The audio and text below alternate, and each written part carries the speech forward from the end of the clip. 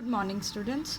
So, uh, we are going to after start nutrition with another life process, which is respiration. Right? We are finished with the nutrition. So, next life process is respiration. Now, you intake of food, right? Intake of food is done. We discussed it in nutrition. So, you have taken food, but we always say food gives you energy. How this absorbed or assimilated food is converted into energy, how this food is providing you energy, that is the question, right? That is a big question, and that question is we are going to answer in this life process, which is respiration. Energy is released through a process, or if I will say that from absorbed food, energy is released with the help of process which is called respiration. But how this energy is released, what is respiration process, that is this topic is all about, or that is about our second life process. So let's come to our definition, that what is respiration process. Now we said we have taken food. Now we have complex molecules, because what is food? Food is a made up of complex molecules. We usually take a name of big molecules. We say proteins, we say carbohydrates, we say lipid. These all are complex molecules. When these complex molecules, they break down into smaller substances, then energy is released, or in another terms we can say that oxidation of assimilated molecules. What are those? Assimilation means we have done with assimilation in the nutrition, those molecules which are stored, those food molecules which are stored for later processes. So when they get oxidized, they release their bond energy, and that process is respiration process. One more definition. Now it is a catabolic process. Catabolic processes are those basically in which energy is released. Catabolic, two types of processes you have discussed in chemistry, that is anabolic and catabolic. So catabolic process of releasing energy from simple sugar glucose molecules to carry out various life processes, that is called respiration process. So never ever confuse the respiration with that intake of oxygen and just release out the carbon dioxide. No, respiration means release energy from the complex molecules when they break down into the simple one. And glucose, we know that glucose provides very much energy. So glucose, from glucose, in the presence of oxygen, what is released out? Carbon dioxide and water, and the energy is released. So what is formed when glucose react with oxygen? The carbon dioxide is released as a byproduct and energy is released. So what is respiration? Now you are clear that what is respiration. What is this? It is a life process. What it involves? Intake of oxygen from the surroundings. We will talk about this, that what is intake and what is given out the carbon dioxide. First it intake of, because actually if you look at the equation, glucose is reacting in presence of oxygen, so that is why we are writing intake of oxygen from surroundings. What is the second step? You have to oxidize food. Then what will be released? Energy. What will be eliminate? Carbon dioxide as the byproduct. So I said intake of oxygen from surroundings. When you intake the oxygen, what do you exhale? Exhale means what you release. You release carbon dioxide, and when these gases, they are exchanged in the lungs or alveoli, that process is called breathing. Please listen to me carefully, that oxygen and carbon dioxide's exchange, that is called breathing. Oxidation of food is called respiration. So sometimes students get confused also, that is respiration same as breathing? you can say breathing is a part of respiration. Respiration is an internal process. Breathing is external process. How do you inhale gas? Nostrils, through nose. Nasal cavity is involved. So which gases are exchanged? Oxygen and carbon dioxide. Respiration is a biochemical process, but breathing is, it is a physical process, right? Biochemical process because it is happening inside the cell, and it is happening with the cell, with the environment, surroundings. That is why it is a physical process.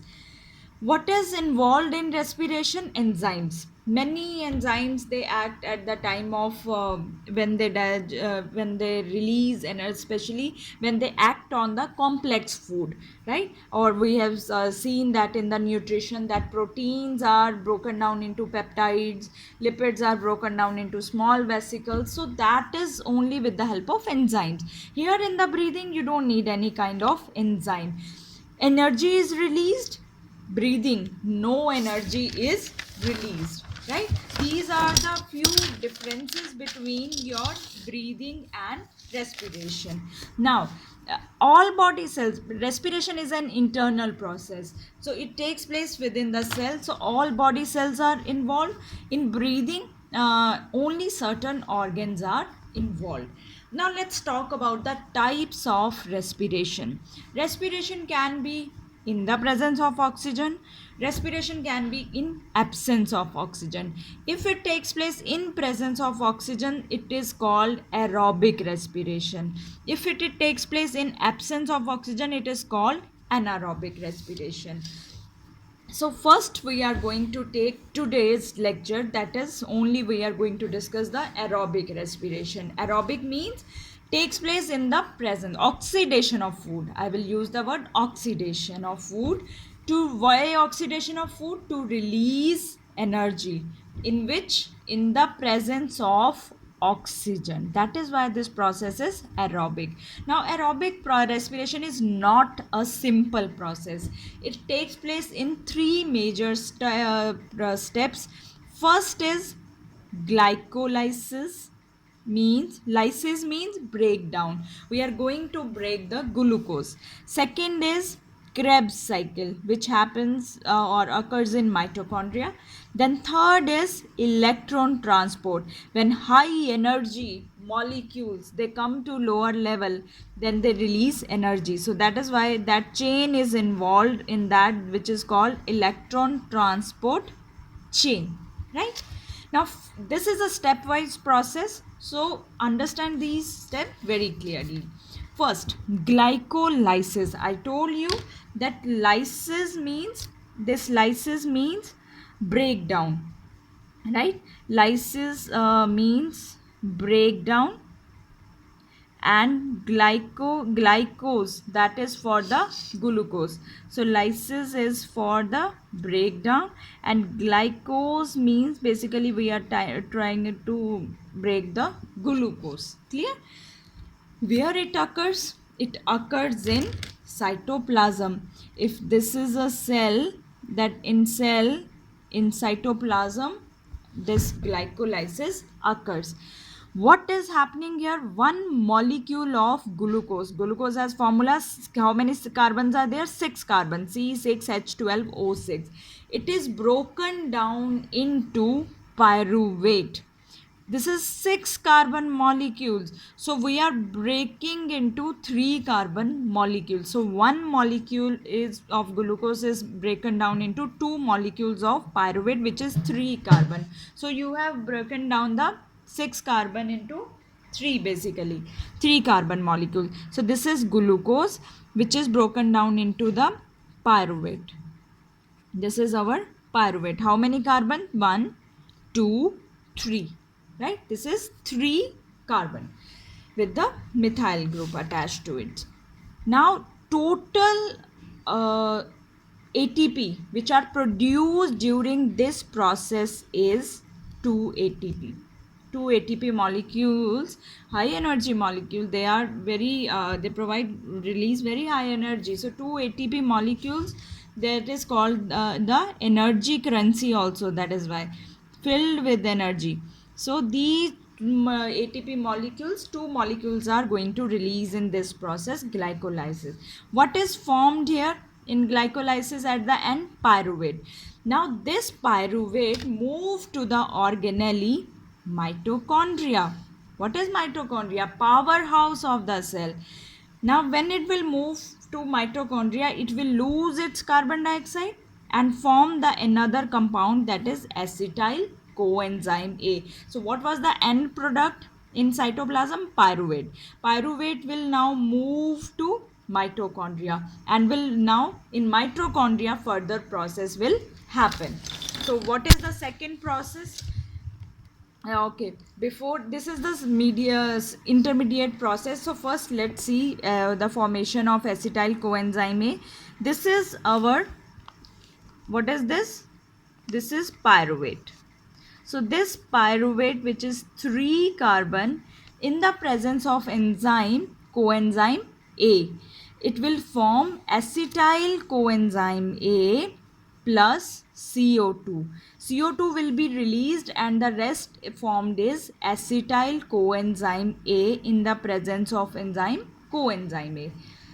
Now this step is intermediate step. Intermediate means between the Krebs cycle and glycolysis. So now what is found before it moves to Krebs cycle? That is acetyl coenzyme A. Now what is second step in the aerobic respiration? Krebs cycle. What is Krebs cycle? It occurs in matrix of mitochondria. As if we draw the mitochondria, it has two membrane structure, and inner membrane is completely folded and inside it is matrix. So inside the matrix there is the second step of aerobic, that is the aerobic respiration, that is Krebs cycle. Who is going to oxidize there now? Acetyl coenzyme A. Acetyl coenzyme A is oxidized, in which, in the presence of oxygen, what will be released? CO2. How many molecules of ATP? 2 ATP plus. It releases, it has hydrogen carrier molecules, high energy hydrogen carrier molecules. So total energy yield is here again 2 ATP molecules. The third and last step in the aerobic respiration is electron transport. It occurs in the inner membrane, that is the folded one, this which is folded, that is inner membrane. There electron transport occurs. What is released here? Hydrogen carrier molecules. What are these? These are high energy carrier molecules like NADH, FADH2, right? These are hydrogen carrier molecules.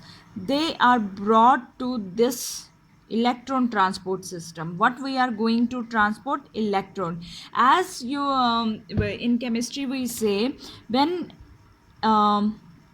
electron they are move from high energy to, right, there is a movement from low level to high energy level, high energy level to low energy level, or with the movement of electron. So this whole system is known as electron transport system, and this is taken place with the help of hydrogen carrier molecules. Now these high energy hydrogen carrier molecules, when they come from high energy to low energy level, they release 34 ATP molecules. This is aerobic respiration. Respiration means release of energy. It takes place in inner membrane of mitochondria with the help of hydrogen carrier molecules. They enter into a system, electron transport system. So when they move from high energy level to low energy level, they release 34 ATP molecules. We don't need to discuss in very much detail about this system, right? This is in your further higher classes, but for here now, this is the, you need to understand that this is our electron transport is third step, which takes place with the help of hydrogen carrier molecules. So overall equation for aerobic respiration is glucose is oxidized in the presence of oxygen. Carbon dioxide is released as byproduct, and 36 ATP molecules will be released or formed. Now you will ask me, ma'am, 34 we have produced here, 2 Krebs cycle and 2 in glycolysis. Actually, glycolysis is a common step.